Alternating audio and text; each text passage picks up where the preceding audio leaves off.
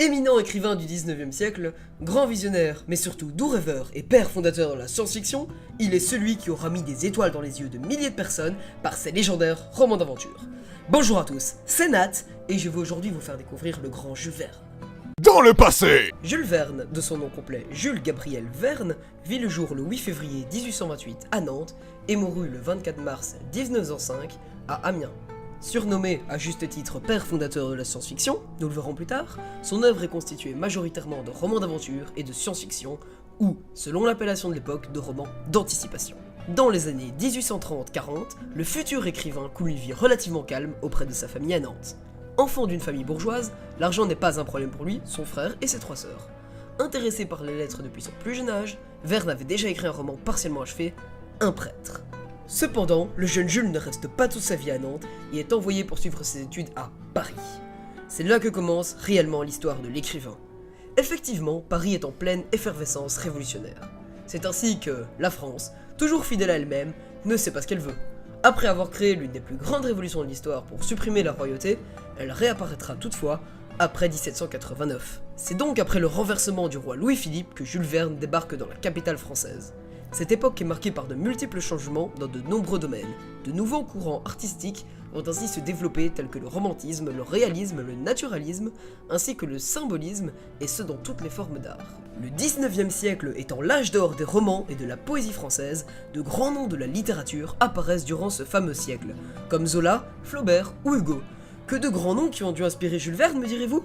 Eh bien, pas vraiment. L'écrivain n'est pas réellement influencé par d'autres écrivains. Cependant, l'idée même d'un voyage autour du monde est déjà bien ancrée dans l'imaginaire collectif. Giovanni Francesco Gemelli Carré... Bon bref, écrit comme ça. Il a réalisé le tour du monde de 1693 à 1698 et a même écrit un livre dessus. Giro del Mondo. Ou en français, le Voyage autour du monde. Le genre littéraire de Verne est bien particulier et ses romans relèvent bien plus d'une vision de l'avenir parsemée d'aventures, de découvertes et de dangers que des courants classiques tels que le réalisme ou le romantisme. Effectivement, un gentleman anglais parcourant le monde le plus rapidement possible est loin de ressembler à l'œuvre humaniste de Hugo, Les Misérables. Ainsi, Le Tour du monde en 80 jours est publié en 1872 et est le 10e roman de Jules Verne, publié une année avant L'île mystérieuse. Dans Le Tour du monde en 80 jours, la plus grande influence que l'on pourrait attribuer à l'œuvre est celle des révolutions technologiques débarquant petit à petit dans le monde. Verne, comprenant le potentiel des moyens de transport se développant de plus en plus vite tels que le train ou le bateau, écrit et publie ce livre racontant l'histoire d'un gentleman anglais fort singulier. Transition! Le roman raconte l'histoire de Phileas Fogg, gentleman anglais, membre du Reform Club, point de rendez-vous de riches personnes.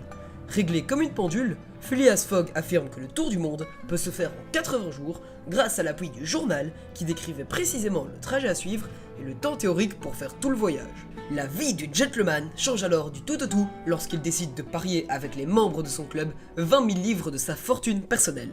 Le postulat de son pari insensé est qu'il fera lui-même le tour du monde et ce en 80 jours précisément.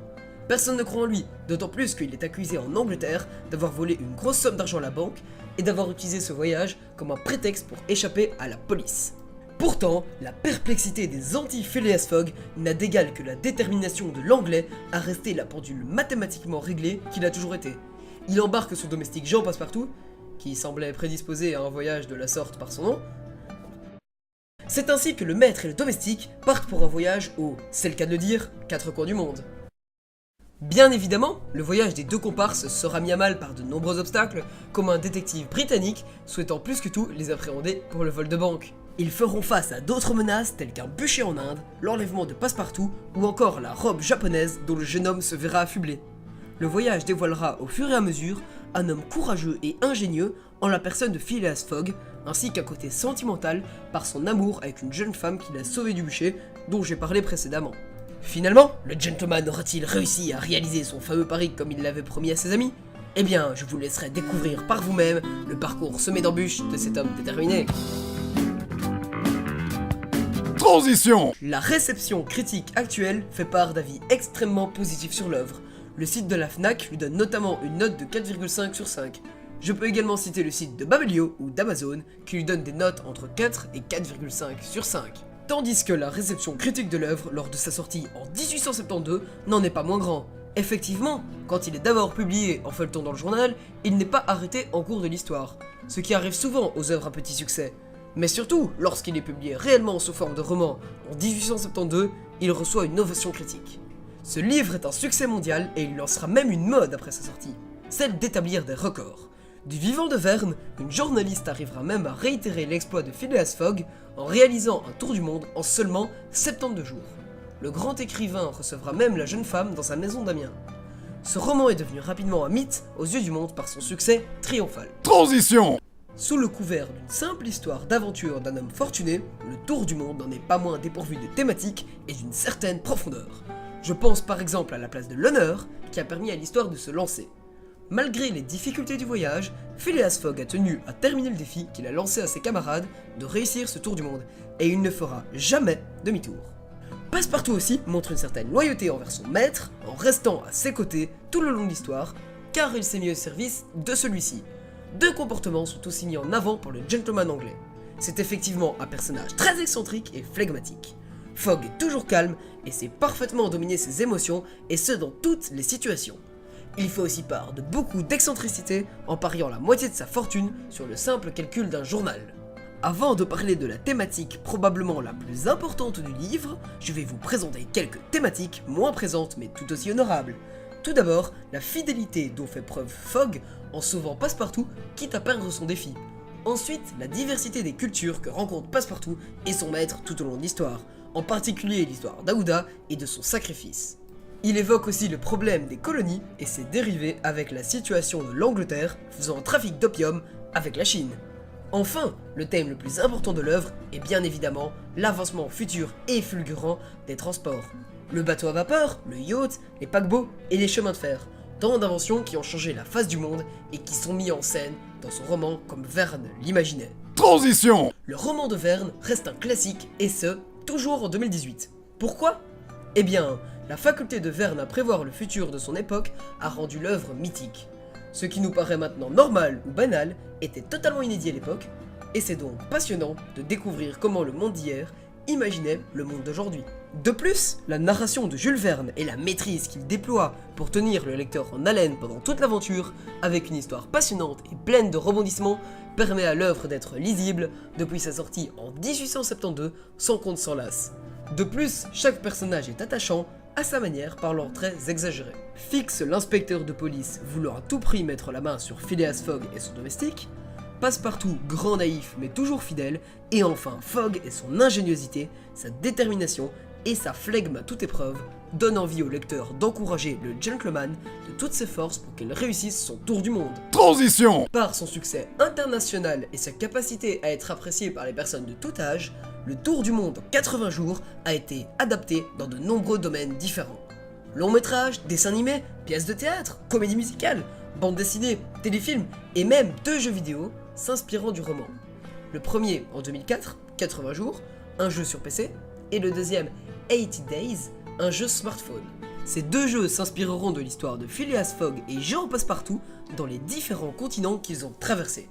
On notera que les adaptations du roman ne feront pas l'unanimité, même si la pièce de théâtre de 2006 reçoit tout de même une très bonne réception critique, avec un score moyen de 7,7 sur 10, d'après le site Au Balcon. Elle a aussi bien fonctionné car elle a même été représentée au Théâtre Royal du Parc. Transition. L'avis de mon groupe et moi concorde dans les grandes lignes. L'histoire est haletante, à partir d'un certain point, et pleine de rebondissements. Cependant, le cadre propice à toutes ces actions met un certain temps à s'installer, ce qui est parfois dommage, vu que le livre est plutôt court. La lecture reste cependant assez agréable, et Mathieu ainsi que moi-même n'avons pas spécialement ressenti la longueur de mise en place de l'intrigue, car nous trouvons que l'exposition reste importante pour développer la personnalité des personnages, notamment Passepartout. Le groupe entier pense que le roman est une bonne manière de commencer la lecture d'auteurs classiques sans trop de problème, contrairement à Les Misérables, la version complète faisant quand même 5 tomes, qui risque de nous noyer sous le nombre de pages et le côté sombre, désespérant de l'histoire. De son côté, Le Tour du Monde en 80 jours est une ode à l'aventure, tenant ses lecteurs en haleine en proposant une histoire trépidante. Transition. Si on devait donner une figure connue à Verne, ce serait sûrement celle d'Irma la voyante. Effectivement, le grand visionnaire a prédit énormément de choses, telles que le fameux sous-marin électrique, alors que l'électricité n'est qu'à ses débuts à l'époque de l'écrivain. Le premier sous-marin électrique sera d'ailleurs construit presque 20 ans après la sortie du livre de Jules Verne, 20 000 lieues sous les mers. Il est aussi le premier à coucher un hélicoptère sur papier via son roman Robur le Conquérant. Déjà à cette époque, Verne pensait que les hélicoptères étaient le futur de la maîtrise de la voie des airs. Et effectivement, il avait bien compris, contrairement à tous ses compatriotes, qu'un ballon géant contenant des dizaines de personnes volant dans le ciel à des centaines de mètres n'était peut-être pas la meilleure idée au monde si tu tiens à la sécurité de tes passagers. Et effectivement, cette esquisse d'hélicoptère dominera complètement le dirigeable et partagera le ciel avec nos avions contemporains. Il a aussi imaginé la vidéoconférence qu'on retrouve actuellement sur des applications comme Skype. Pourtant, à l'époque de Verne, le téléphone n'était qu'à ses balbutiements et la vidéoconférence était encore plus loin. Deux inventions bien plus inquiétantes qu'il a prédit sont celles du remplacement des hommes par des machines, ce qui arrive petit à petit à notre époque. Verne avait prévu Terminator avant même le début du cinéma. La deuxième est une des méthodes d'exécution les plus sinistrement connues. Les chaises sont des endroits très confortables, n'est-ce pas? Sauf peut-être lorsqu'un courant électrique très puissant les traverse pour vous tuer. Et oui, Jules Verne avait prévu la chaise électrique, et ce avant même qu'on sache les conséquences potentiellement néfastes de l'électricité. Et l'idée même de la chaise électrique n'est arrivée qu'en 1988, donc 28 ans après la sortie du livre. Certaines autres inventions étaient aussi très intéressantes, comme les voiles solaires, les missiles autoguidés ou les hologrammes, mais l'auteur français a surtout pensé au voyage spatial. Et oui, Verne a vu venir les avancées spatiales, et ce 1 siècle avant le lancement de la première fusée. Le premier homme à avoir mis le pied sur la Lune n'est pas Neil Armstrong, mais bien les personnages du livre « De la Terre à la Lune ». Toutes ces visions du futur laissent à penser que c'est en réalité Verne qui a donné les idées d'innovation technologique aux scientifiques. Alors, saluez Madame Irma les enfants, c'est grâce à elle que vous avez un smartphone dans la poche arrière de votre pantalon. Transition. Nous venons de voir ce que valait la science-fiction à l'époque de Jules Verne. Cependant, à notre époque, voir un avion, un hélicoptère ou une fusée qui revient sur Terre après avoir décollé semble normal. À l'époque de la réalité virtuelle, toutes ces inventions semblent désuètes. Alors, à quoi peut ressembler la science-fiction d'aujourd'hui? À un futur où les voitures volent et où on peut se téléporter?